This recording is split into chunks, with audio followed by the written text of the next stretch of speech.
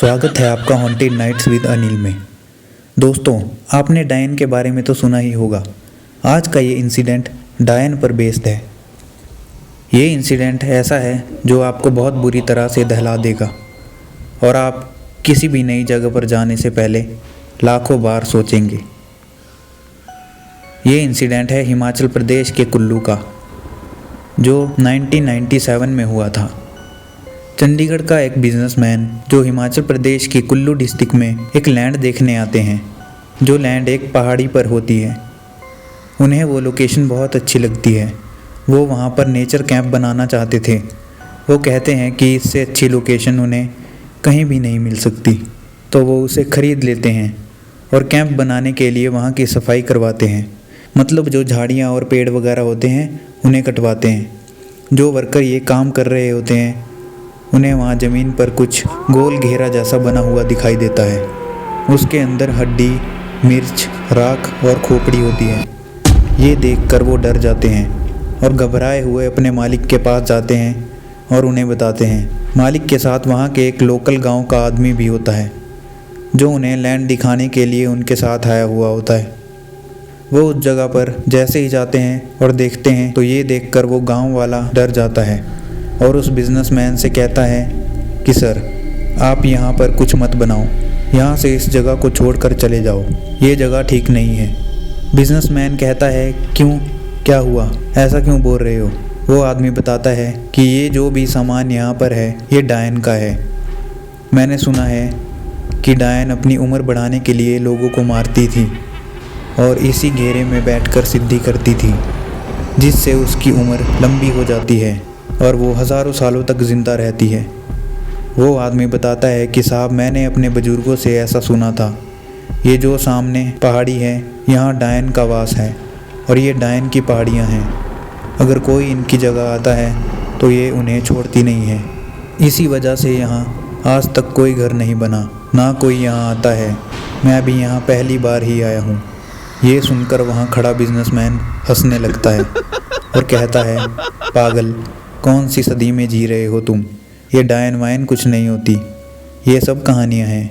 और वर्कर्स को कहता है कि ये जो भी है इसे साफ़ करवाओ और दूर कहीं जाके फेंक आओ। वर्कर्स साफ़ सफाई करते हैं और उन चीज़ों को फेंक देते हैं। 6 महीने बाद नेचर कैंप पूरी तरह से तैयार हो जाता है। उसका उद्घाटन किया जाता है।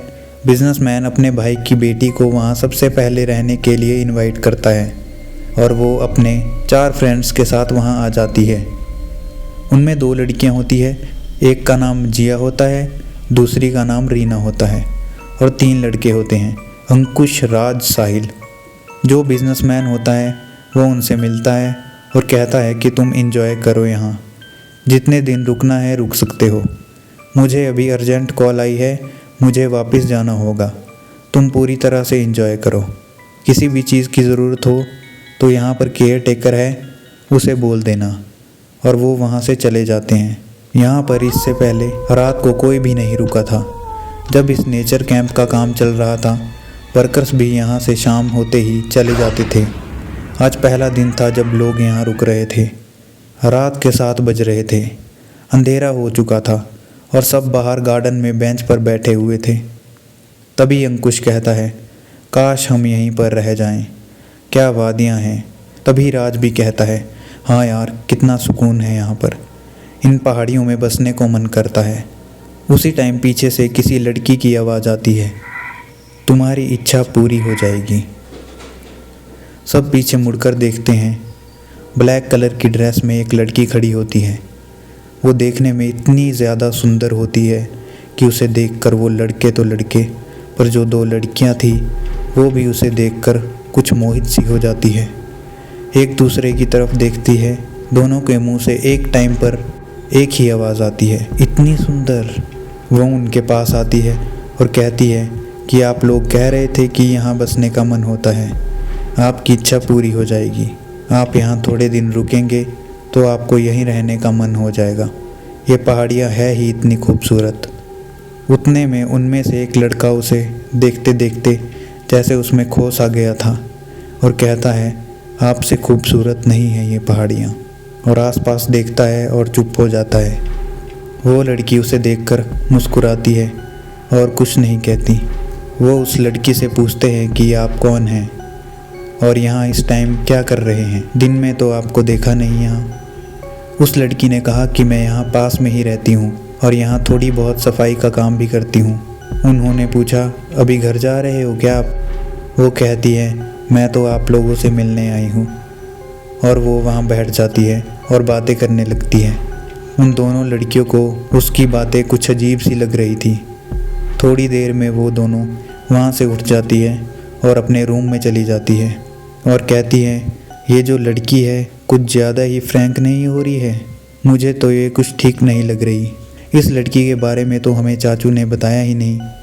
वो केयर टेकर के पास जाती है जो किचन में खाना बना रहा होता है। उनसे पूछती है कि ये जो यहाँ काम करने वाली लड़की है ये कहाँ रहती है, जो बाहर गार्डन में है। केयर टेकर पूछता है कौन लड़की और कौन काम करती है? यहाँ का सारा काम तो मैं करता हूँ और यहाँ तो कोई लड़की है ही नहीं और ना आसपास कोई घर है। काफ़ी दूर नीचे जाके हमारा गांव है और वहाँ से कोई यहाँ आता नहीं। ये सुनकर दोनों लड़कियाँ कहती हैं तो फिर बाहर वो कौन है? वो बाहर जाती है और देखती है वहाँ कोई नहीं है, ना अंकुश, ना राज और ना साहिल और ना वो लड़की। वो इधर उधर देखती है, कोई नहीं होता। आवाज़ें मारती है पर कोई दिखाई नहीं देता। केयर टेकर ये सब देख के उन्हें बोलता है कि वो लड़की और कोई नहीं डायन थी और वो उन्हें ले गई है। मैंने सुना था ये सामने जो पहाड़ियाँ हैं वहाँ उनका वास है। यहाँ मैं भी नहीं आना चाहता था पर पैसों के लिए मुझे यहाँ काम करना पड़ा। अब यहाँ रहना ठीक नहीं है, आप लोग भी चले जाओ, वो अब वापस नहीं आएंगे। डायन उनको अपने वश में कर ले गई है। वो उनका दिल निकाल कर आग में जला देगी। उससे उसकी शक्तियाँ बढ़ती है और वो जवान हो जाती है। हमें जल्दी से यहाँ से निकलना होगा। ये सुनकर जिया बेहोश हो जाती है। उसे अंदर ले जाया जाता है और पानी के छींटे उसके मुंह पर मारते हैं। केयर टेकर उनसे कहता है कि हमें यहाँ से जल्दी निकल जाना चाहिए, नहीं तो वो हमें भी नहीं छोड़ेगी। वो उन्हें वहाँ से ले जाता है और अपने घर में आज रात के लिए रुकने के लिए कहता है।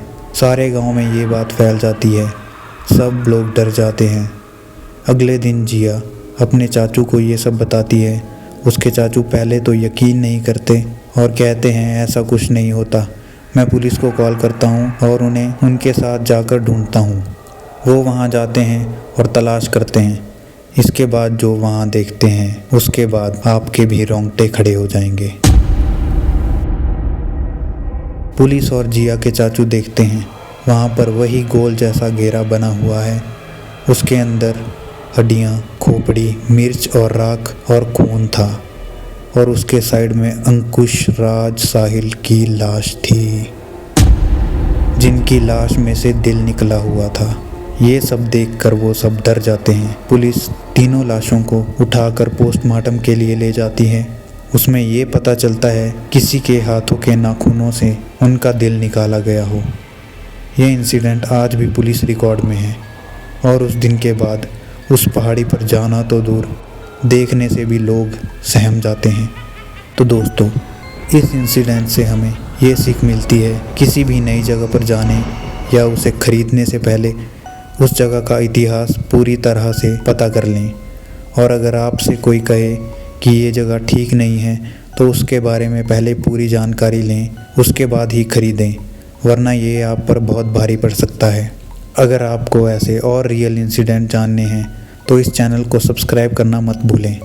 हम ऐसे रियल इंसिडेंट आपके लिए लाते हैं और आगे लाते रहेंगे। और अगर आपके साथ या आपके किसी जानने वाले के साथ कोई इंसिडेंट हुए हो तो वो आप हमें इंस्टाग्राम पर शेयर कर सकते हैं, जिससे लोगों को कुछ सीख मिल सकती है। धन्यवाद। मिलते हैं अगली वीडियो में।